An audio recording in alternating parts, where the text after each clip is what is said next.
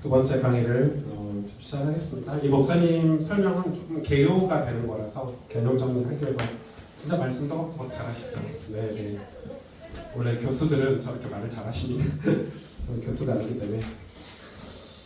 중국의 하남성이라는 곳이 있어요. 중국의 하남성이라는 그 도시가 있는데 중국은 성으로 되어 있죠. 그 하남성이 좀 특징이 있는데 중국의 하남성이 이제 그 중국의 지하교회, 여러분 지하교회하고 삼자교회 차이점은 알고 계시죠? 네, 모르세요? 네. 중국 삼자교회는 국가의 허가를 받고 국가의 관리가 되는 교회를 삼자교회라고 해서 건물도 세울 수 있고 교회로 잘 인정을 하진 않죠. 왜냐면은 공산당의 지도를 받는 교회라는 건 있을 수, 교회는 국가의 지도를 받는 곳이 아니니까. 지하교회는 말 그대로 성경을 믿고 예수 그리스도를 믿고 하나님 믿는데 공산당의 박해와 핍박이 있으니까 숨어 들어가서 이 가정교회나 이렇게 숨어 들어가서 해서 지하교회라고 하는 거예요. 그리고 흔히 중국교회는 삼자교회 혹은 지하교회 이렇게 나눠질 수가 있어요. 저 삼자교회도 가서 사역을 해봤는데 삼자교회는 뭐 그냥 이렇게 하고 주의할 것들 이런 것들을 이렇게 사전에 이제 강의 검열도 받고 이렇게 하는 곳이 삼자교회고 지하교회는 그런 게 없죠. 그런 게 없는데 이 중국의 하남성의 인구가 한 9천만 명 정도 된대요.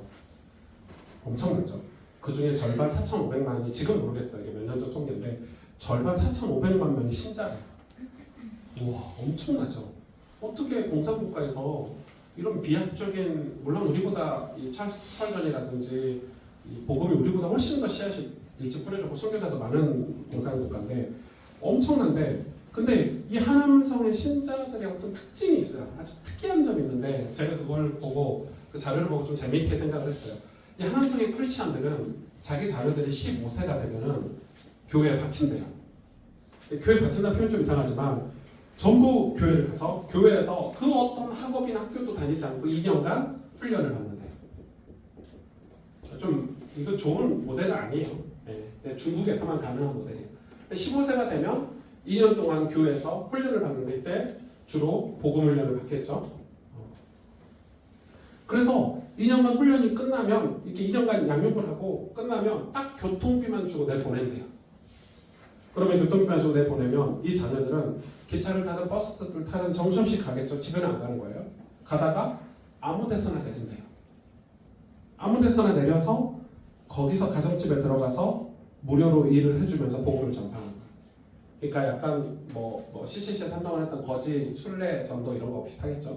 그래서 그 마을에 가서 일을 하면서 밥을 얻어먹으면서 뭐 하냐면 이 사람은 복음을 전하는 거예요. 그게 하남성의 그런 사역들을 한 거죠. 그리고 교회가 세워지면 또 교통비만 거기서 받아서 또 떠난대요. 이와 같이 교회를 세우는 일을 하는데, 개척 사역을 하는데 이 집에는 언제 가냐? 2년에 한 번씩 집회를 갈 수 있대요. 그러면은 그것도 낮에는 못 가고 새벽 1시에서 2시 사이에 집을 간대요. 왜? 공산당한테 잡히면 안 되니까. 하남성이 완전히 국가의 표적이 돼가지고 공산당의 표적이 돼서. 그래서 하남성이 지금 복음화율이 50%라는 거예요. 저는 이 방법을 그닥 좋아하진 않는데 이런 게 우리하고 제가 왜 이런 얘기를 좀 하냐면, 그래서 하남성이 어떤 대형 교회가 하나도 있지 않대요.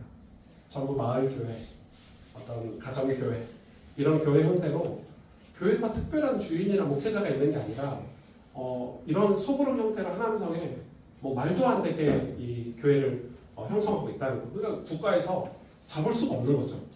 국가에서 교회를 잡을 때는 담임 목사 누구야, 대표 장로 누구야, 이렇게 해서 잡아가야 되는데 이 하남성의 교회는 그런 행정 조직이 없는 거예요.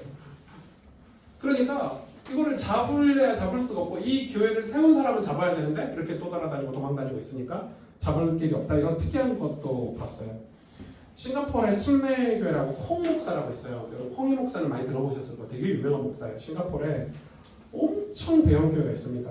이 싱가포르의 콩이 목사가 1986년에 이 교회를 세웠는데, 이 사람이 처음 교회를 세울 때 아예 셀교회를 세웠어요.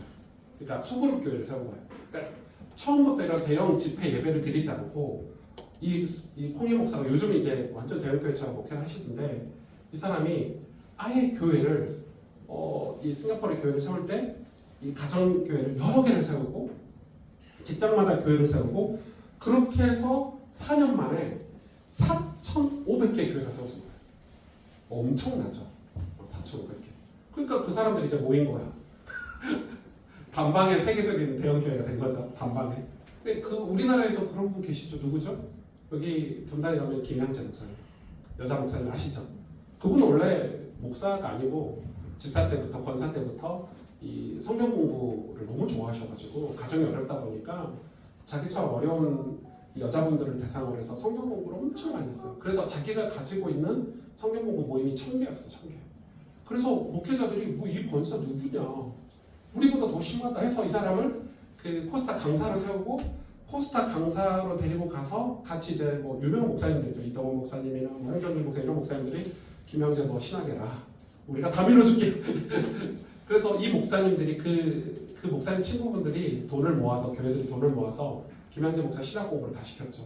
완전히 그래서 목회를 개척을 시켜줬죠. 그래서 처음 시작은 여기 유명한 고등학교인데 그러니까 대치동 넘어가는 길에 그 농구로 유명한 휘문고에서 이제 이 강당을 빌려서 시작했는데 처음 모였을 때 2,000명이 모였죠. 왜? 이미 성경 공부하고 있는 자기 제자들이 딱 개척한다고 하니까 2,000명이 딱 모였어요. 그러니까 시작을 그렇게 시작했어요.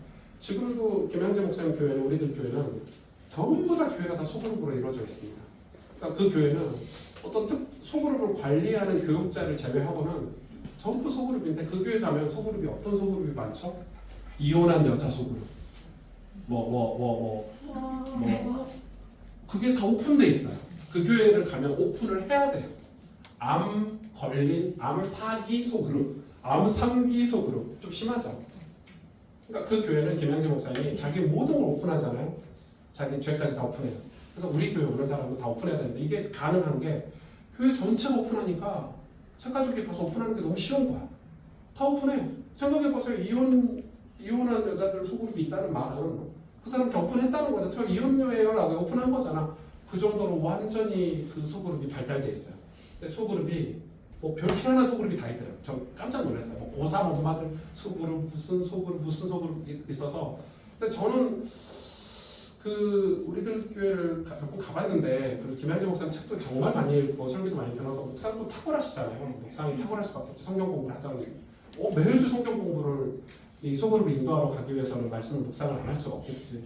그런 아주 특징이 있지만은 제가 좀 고민이 되는 지점이 몇 개 있긴 해요. 아무튼 그런 교회들도 있어요. 재밌죠. 이 조용기 목사님 교회가 여러분 이 여의도 순복음교회가 그냥 부흥한 것 같지만은 그게 20만 명까지 이렇게 성장할 수 있던 거는 5만 개의 소그룹을 가지고 있었대요. 5만. 그러니까 소그룹이 5만 개가 있었어. 그럼 소그룹 리더들은 몇 명이에요? 5만 명. 엄청나죠. 다.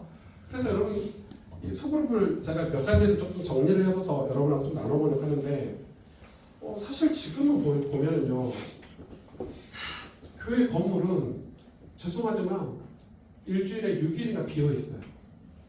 물론 우리 교회는 월요일날 지역 실내 모임 와서 예배 드리는데 우리가 빌려주기도 하고 하지만은 솔직히 저희 교회도 주일날 빼고는 저 본당을 쓸 일이 없어요.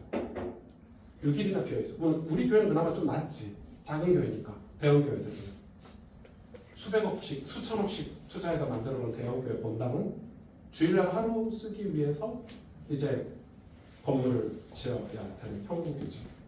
그러면 여기에 진짜 많은 예산이 들어가고 이걸 유지하는데도 엄청난 힘이 들어가겠죠.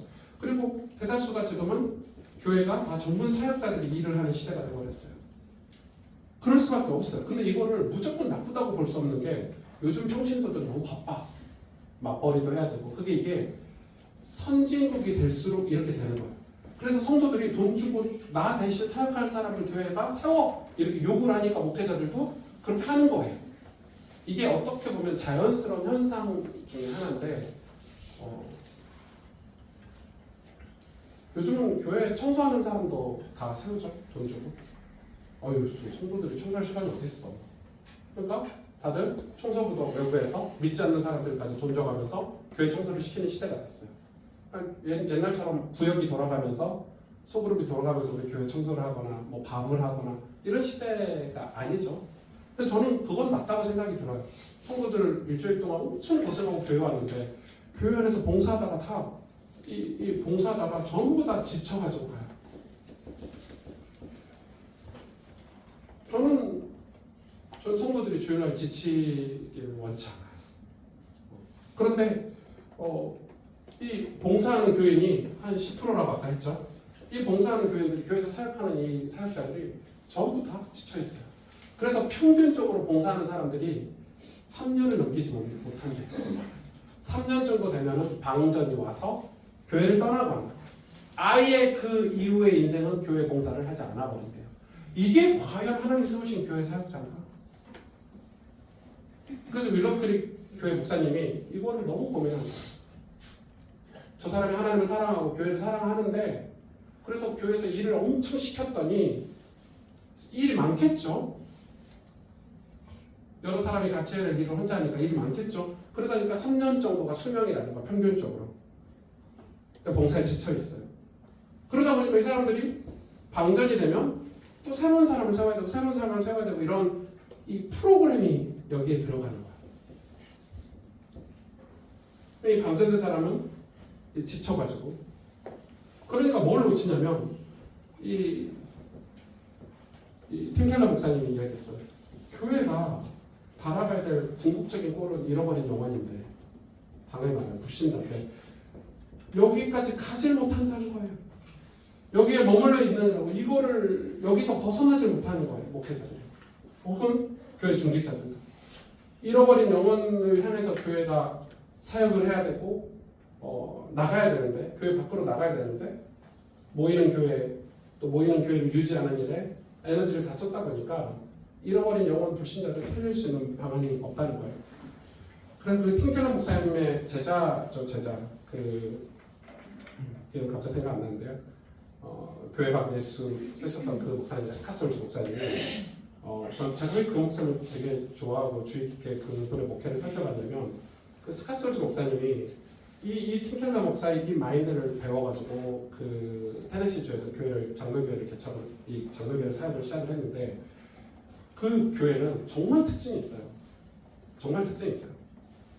이 모든 성도가 그 수천 명 되는 모든 성도가 2개 정도의 소그룹에 다 가입돼 있어요.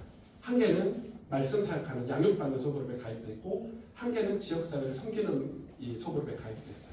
근데 기본적으로 2개를 다 가입을 시켜요. 근데 이게 교회 성도들이 그 교회를 등록함과 동시에 하는 행위예요. 그러니까 소그룹이 이미 세팅되어 있는 거죠.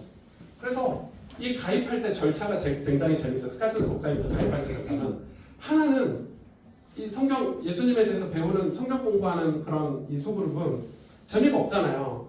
이거는 교회가 여러분과 상담하고 상의해서 여러분 수준에 맞게 가입을 시켜드립니다. 이렇게 얘기하고 이 하나는 철저하게 재미 위주예요. 내가 애완견 봉사를 한다면 나는 애완견을 너무 사랑해. 애완견 봉사하는 단체에 이 봉사를 하면은 거기에 이제 가입할 수 있는 1순위, 2순위, 3순위를 연말에 제출해요 교회다가. 그래서 순위 지명으로 이게 만땅 차면 그 다음 이런 식으로 해서 그 연말마다 치열하대요. 소그룹 가입하는 게 되게 재밌고 치열하고. 무슨 애완견 그 봉사하는 게 교회 봉사하고 무슨 상관이냐 했는데 거기 가서 만나는 그 애완견 키우는 사람들과의 교제를 위해서 그런 사역들을 하는데 그래서 이 교회 하나가 스카솔즈 목사님 교회 하나가 이 테네시주에 끼치는 영향력이 몇만 명 교회가 끼치는 영향력보다 크다는 거예요. 왜냐하면 전부 소그룹으로 봉사활동을 합니다. 그 교회는 토요일이고 주일이고 교회 앞마당이 비어있는 데가 없대요. 그 단체 이 봉사 소그룹들이 늘 뭘 하는 거예요. 바자회를 하기도 하고 뭐 그 교회를 이용해서 뭐 무료 나눔 행사를 하기도 하고 노숙자를 초대해서 그를 시켜주는 목욕 봉사를 하기도 하고 뭐 의료 봉사를 하기도 하고 수많은 봉사 소그룹들이 이 안에 있는 거예요. 그러니까 그거를 실행할 수 있는 능력이 스카솔즈 목사님에게 있는 거죠. 그리고 자기도 야구를 좋아하고 풋볼을 좋아하니까 늘 풋볼 보러 다닌대요. 믿지 않는 청년들과 담임 목사가 풋볼을 좋아하니까 늘 풋볼을 보러 다니는 거예요. 여러분 그래서 스카솔즈 목사님하고 저 인스타 친구거든요.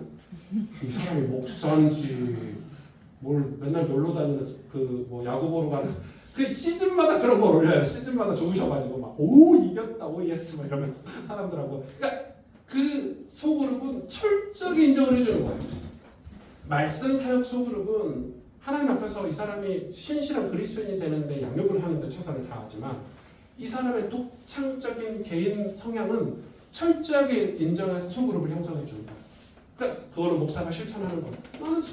나는 나는 야구와 풋볼을 너무 좋아해. 근데 성도들이 그걸 가지고 목사님은 왜 야구만 좋아하냐고. 당구도 좋아하시지, 배드민턴도 좋아하시지. 저는 야구를 좋아한다니까. 이런 소그룹인 거죠. 그러니까 교회가 그런 데 있어서 철저하게 인정을 해주는 거예요. 그래서 다들 거기서 자기 달란트들을 가지고 달란트를 개발하는 프로그램에 참석해서 그 달란트를 개발해서 자기가 사회에 어떤 그리스도인으로서 나는 한쪽으로는 하나님을 향해 있고, 그래서 그 스카이슬 목사님이 얘기했어요. 신자에게는 십자가 교육을 받아야 된다. 십자가 교육을. 수직적인 관계. 하나님을 향해서는 양육을 이렇게 받아야 되고 하나님을 향해서. 그리고 수평적으로는 우리의 사랑을 이웃에게 전달을 해야 된다. 이게 이제 이야기들. 그런데 이 내용이라면 여러분 이 안에서의 소그룹이라면 우리가 공동적으로, 그러면 우리나라도 소그룹이 있죠. 교회들이 다 뭐죠? 구역. 원래 구역 예배가 왜 있을까요? 이미 초대교회부터 소그룹이 있어 왔고, 소그룹은 성경에서도 계속해서 하나님이 말씀하고 계시고 성령의 사역이기 때문에 소그룹이 계속 있어 왔기 때문에 우리나라에 오신 선교사들은 이 소그룹을 이 나라에 정착시키는 개념으로 구역 예배라는 걸 정착을 시킨 거예요. 그런데 이 구역 예배가 어떤 형태가 됐죠? 구역 예배가 소그룹의 원래 취지에 맞춰서 온 게 아니라 그냥 목회자들이 순회하면서도 말씀 전하고 이렇게 예배드리고 밥 얻어먹고 저 진짜 제가 목요일 있을 때 구역 예배 저희 원로목사님 모시고 따라다니면은 진짜 배가 이렇게 나와요. 이게 밥 먹는 모임인지 다 가식적이야. 목사님 간다면 다 청소하지, 다 옷 입지, 신앙생활 잘한다 하지, 식사 대접하지. 그게 틀렸다는 건 아니지만은 제가 이 집을 왜 왔지? 힘든 일은 없나? 위로받을 일은 없나? 그 누구도 위로받을 일, 힘든 일을 목사님에게 말하지 않아요. 다 잘하고 있습니다. 그런데 신앙생활하는 거 힘들거든? 어렵거든? 그게 이제 우리나라식의 구역 예배가 돼버린 거죠.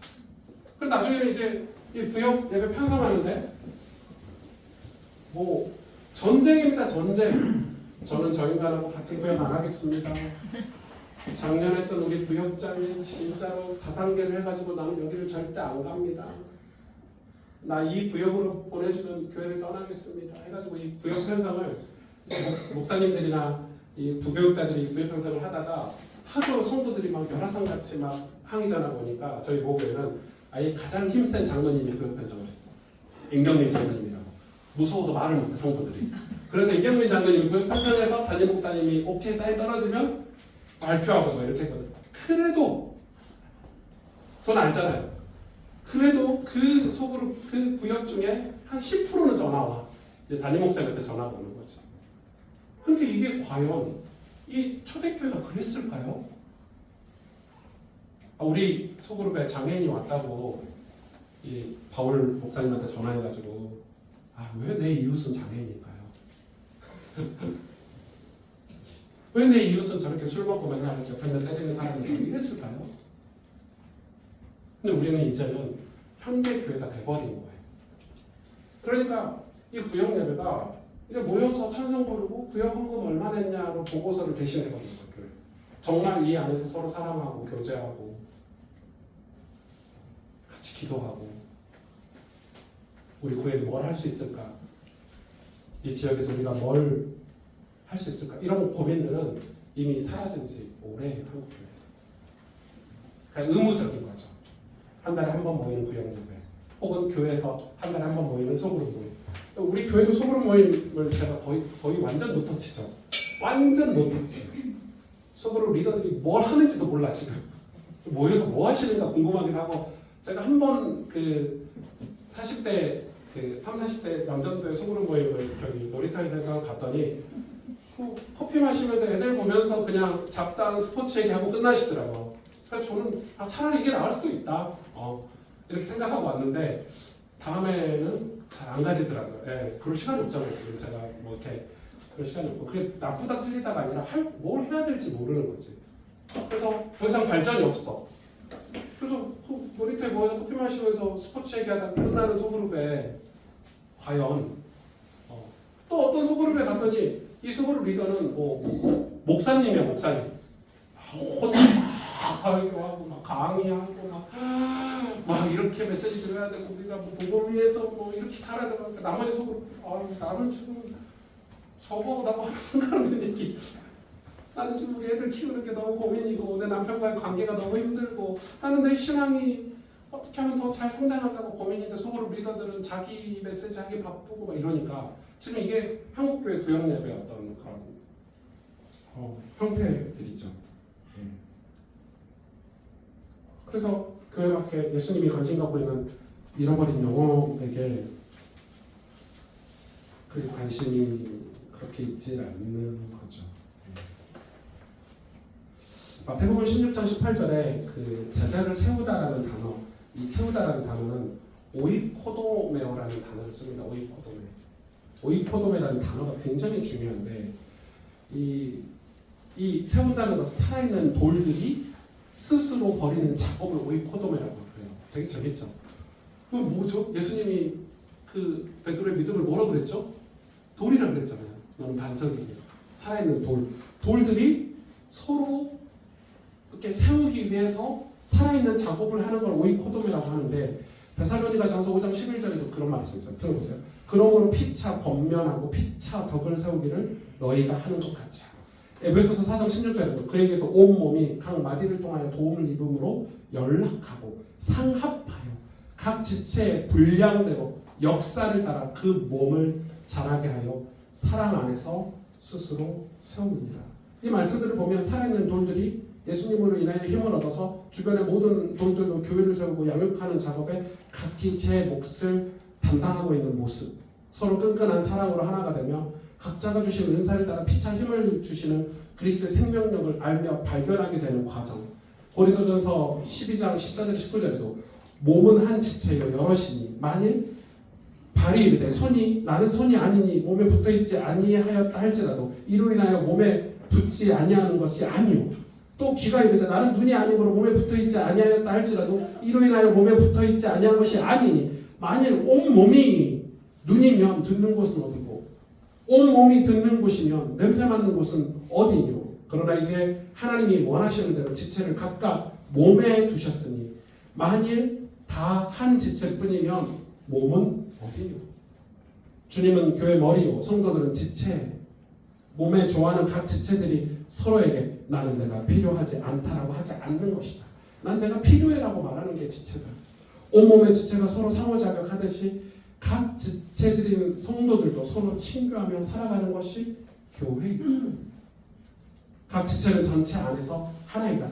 고린도서 14장을 보면 교회를 세우기 위해서 각자가 지닌 신령한 은사를 사용하도록 명령하거든요. 명령어를 써요. 고린도서 14장에. 개인의 기쁨을 위하여 은사를 주시는 것이 아니고 지체를 세우기 위해서 은사를 주셨다. 우리가 흔히 말하는 축복, 흔히 말하는 우리의 달란트, 이게 지체를 세우기 위해서 주신 거다라고 얘기를 하고 있어요. 고린도전서 14장 26절에 그런즉 형제들아 어찌하고 어이하고 너희가 모일 때 각각 찬송시도 있으며 가르치는 말씀도 있으며 계시도 있으며 방언도 있으며 통역함도 있나니 모든 것을 덕을 세우기 위하여 하라. 이 말씀은 성도들이 모임 가운데 영적으로 미숙하고 어리다고 서로 세워주는 일에 제외되어서는 안 됨을 말해주고 있는 거예요.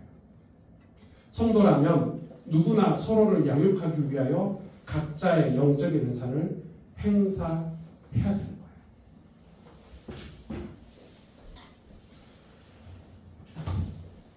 거예요. 장님 감사합니다. 저는 그 한 가지 간증을 좀 하자면 저는 예전에는 제가 최고였어요. 제 메시지, 제 사역 모든 게 다 제가 최고였어요. 그래서 친구 목회자들을 만나도 저 친구들의 단점, 약점, 빈 곳만 늘 살피는 거예요. 그리고 내심 속으로는 저 친구들이 나보다 뛰어난 점이 있어요. 나보다 기도를 잘한다든지 나보다 리더십이 더 좋다든지 성격이 더 좋다든지 성품이 더 좋다든지 있는데도 내심 그걸 부정하는 거예요. 그리고 나도 너와 같이 그 정도는 할 수 있어라고 내심 스스로 자기 체면을 거는 거죠. 그래서 오승주 목사가 이 독립적으로만 있는 걸 굉장히 좋아했어요. 나와 하나님 이렇게. 나머지는 다 이렇게 이러시죠. 최악이죠, 최악. 제가 다행히 이걸 30대 중반에 깨달았다니까요. 요즘 어떠냐면 제 친구들 만나면 친구들이 잘하는 거 예를 들어서 제가 이 친구들을 예를 들어서 이 친구가 이 목회자가 저보다 목회를 조금 못하는 표현 이상하지만은 미자리 교회 어려워. 목회가 어려워. 그래서 경제적인 도움이 필요해서 제가 경제적인 도움을 많이 주는 편이거든요. 뭐 30만 원씩 담기도 하고 뭐 돈이 필요하면 제가 뭐 미래를 저는 잘 생각하지 않아요. 그래서 저희한테 경제적인 미래는 없어요. 있는 돈 쓰는 사람이기 때문에. 그래서 담아서 10만 원, 20만 원 이름 적어서 주는 거예요. 그럼 보통 내가 이 사람에게 돈을 주면 어떤 관계가 형성이 되죠? 상하 관계가 형성이 돼요. 그러나 좀 그렇게 하는 게 옳지 않다는 걸 배웠어요. 아마 저희 교회 앞으로 오시는 많은 목회자들이 그런 분들이 오실 거예요. 이분은 내가 경제적인 도움은 좋지만 성경 해석은 나보다 훨씬 탁월해. 그러면 배우는. 저는 이게 제가 지난 거의 10년 가까이를 제 체질을 개선하기 위해서 이 부분에 엄청난 에너지를 쏟았어요. 책도 엄청 읽었고요. 잘 안 되니까.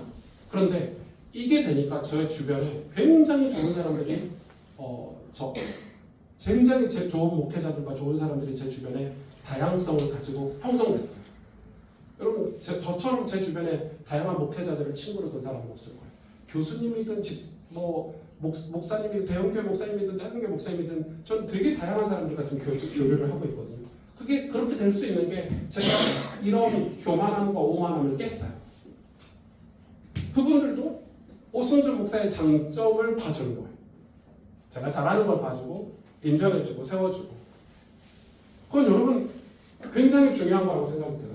그래서 소그룹이 교회 안에서 그런 소그룹이 형성이 되지 않으면 여러분 교회는 계속 이렇게 가면요 나중에 어떻게 되죠? 진짜 교회 안에 10%가 뭐예요? 한 5%만 열심히 생각하다가 지치고 방전되고 나머지 90% 중에 40%는 교회를 열심히 순서가고 50%는 교회를 갔다 안 갔다 하는 그런 구조가 되는 게 뻔하잖아요. 우리 교회도 그렇게 될 게 뻔한데 우리가 지금 그 체질 개선을 이 소그룹과 이 소그룹을 하지 않고 우리가 체질 개선을 하지 않고 이 교회 다음 단계를 간다는 거는 어리석은 거죠. 제 입장에서는. 그건 성도에게 도움이 되지 않고 여러분의 가정에도 도움이 되지 않고 여러분의 자녀에게도 전혀 도움이 되지 않습니다. 전혀 되지 않습니다. 그래서 교회 안에는 다양한 소그룹의 형태가 있어요. 근데 이게 재밌는 거예요. 하나는 이 자기 중심적인 소그룹이 있어요.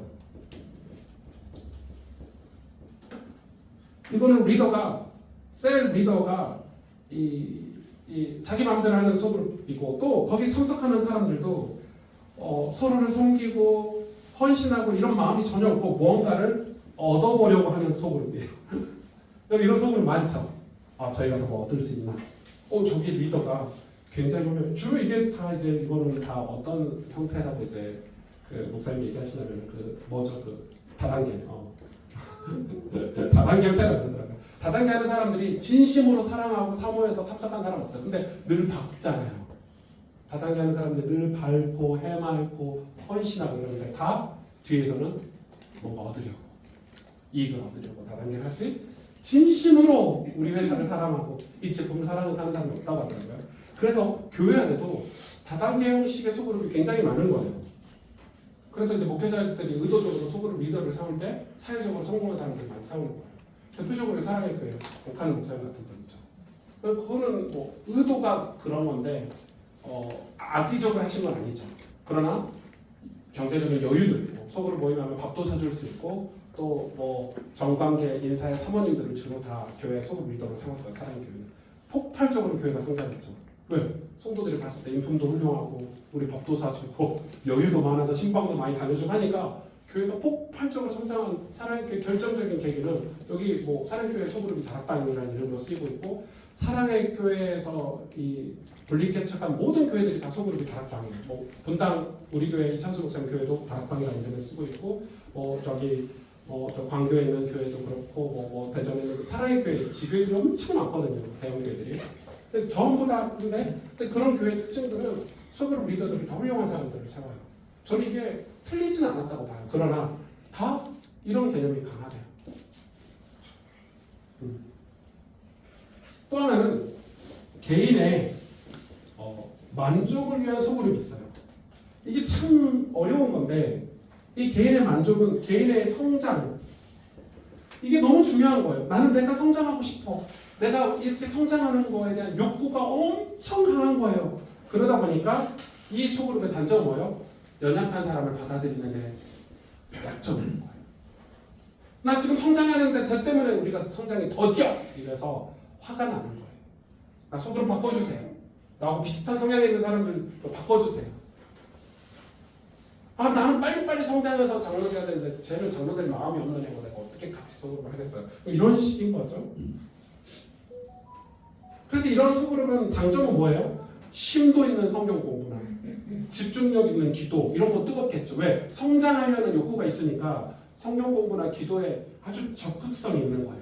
이 장점은 있지만 이런 연약한 사람은 받아들이기 힘든 거예요. 그리고 주변에 있는 불신자들을 외면하고 살겠죠. 여러분 이거 진짜 재밌지 않아요? 저 연구 많이 했죠. 진짜 연구 많이 하고 있어요. 왜냐면 우리 교회 소그룹 활동을 잘해야 되니까 거의 몇 년을 이 소그룹들을 살펴보고 있는 거예요. 또 하나는 진짜 재밌어요. 증인들을 강화하기 위한 소그룹도 있어요. 증인 강화형 소그룹이라고 할까요? 이거 진짜 좋은 거죠, 말은. 이 그룹에 속한 사람들은 그리스도를 증거하고 그리스도의 증인이 되는 걸 굉장히 갈망해요. 굉장히 갈망해요.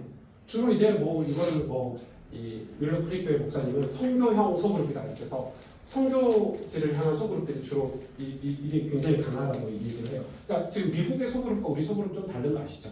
미국 교회 안의 소그룹은 예를 들어서 선교사 소그룹이라면 자기들이 선교사로 갈 사람들. 우리는 그런 게 아니잖아요.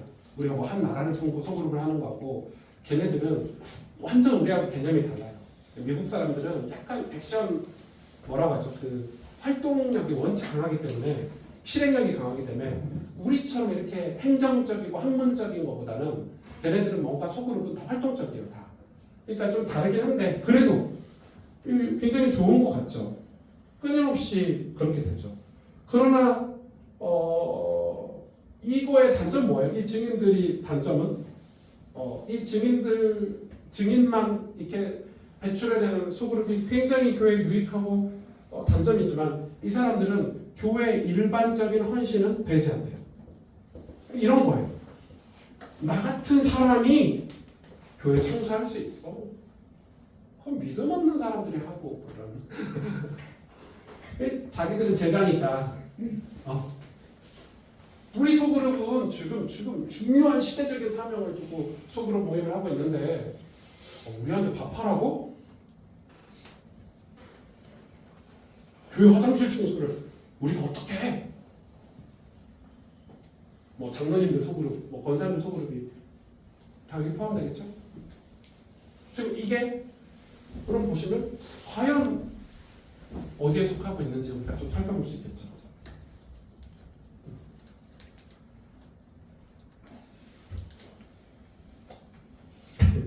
이것도 있는데 재밌어요. 풋볼형 소그룹도 있대요. 이거 우리나라 정서하고 좀 안 맞는데 풋볼형, 풋볼 아세요? 우리가 말하는 축구가 사커가 아니고 미국에만 있는 스포츠인데 이렇게 럭비라고 하죠. 이렇게 이런 공을 사용해요. 이런 공을. 이게 진짜 다루기 힘들거든요. 이게 어디로 튈지 몰라요. 축구공은 그래도 동그라니까 바닥에 떨어지면 예상을 하는데 스피너에서 이거는 떨어졌는데 이리 튈지 저리 튈지 다시 내게로 올지 모른다고 하더라고요. 그래서 풋볼 선수들이 연봉을 많이 받는 이 공을 잘 다루기가 쉽지가 않대요. 근데 이제 미국 사람들은 풋볼이 제일 스포츠죠. 제일 좋아하는 스포츠인데 이 풋볼형 그런 모임을 얘기하는 거예요.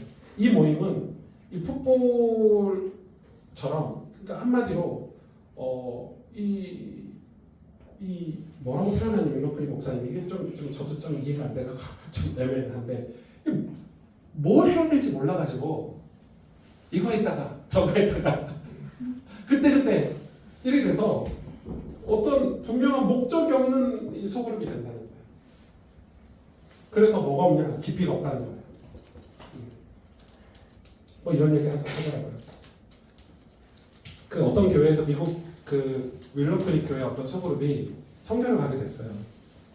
홍콩으로 선교를 하러 갔는데 영어권이니까. 근데 이 사람들이 너무 가슴이 뜨거워가지고 홍콩에 있는 불교 사원에서 절에서 이 복음을 전할 거예요.